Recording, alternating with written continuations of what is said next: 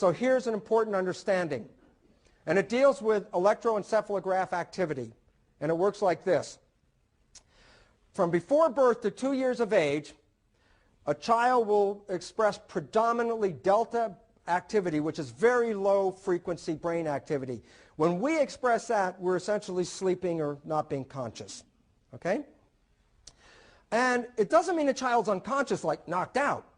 The child is totally present, but not engaged in what's going on. It's seeing it, observing it, and downloading it, but doesn't like interfere with the download, doesn't say, gee, that was a good behavior, that was bad behavior. It just watches you and learns the behavior. It's not being consciously involved in the learning. Then, from 2 until 6, the brain activity raises a notch into what is called theta. This is like imagination state, twilight reverie, when you're waking up and you're half asleep and half awake and you're mixed between the two. That's theta. Theta for kids is the imagination period. From 2 to 6, that's where all the imaginary games and all the imaginary play is coming from. They're in this period.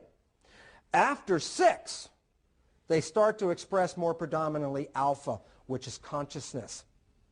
And by 12, they're beginning to express beta, which is active focused consciousness. What's the relevance of this? The relevance is up till 6 years of age, they're in delta and theta. Delta and theta is called the hypnagogic state. If I want to hypnotize you, I have to drop you from alpha into delta and theta. Reason? I can download information without you being involved with it. That is what hypnosis is all about.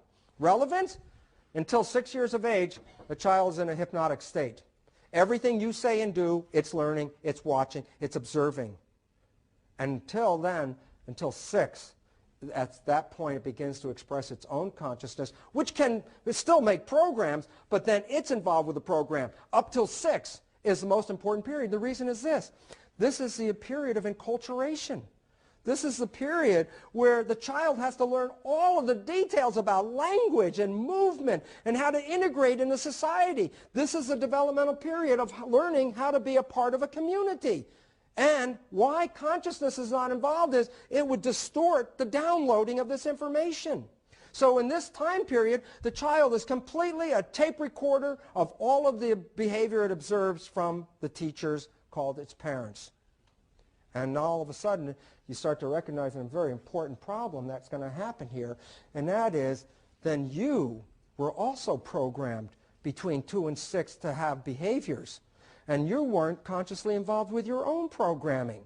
And these are fundamental programs. By the time a child is 6, the parents could be gone. The child will still grow up just like the parents were. Isn't it the Jesuits that said, you give me a child till he's 6 or 7 and he belongs to the church after that the rest of his life? Why? They already knew. I could program it by 6 and after that it belongs to the church. And the reality is, this is important because the child is observing everything you're doing.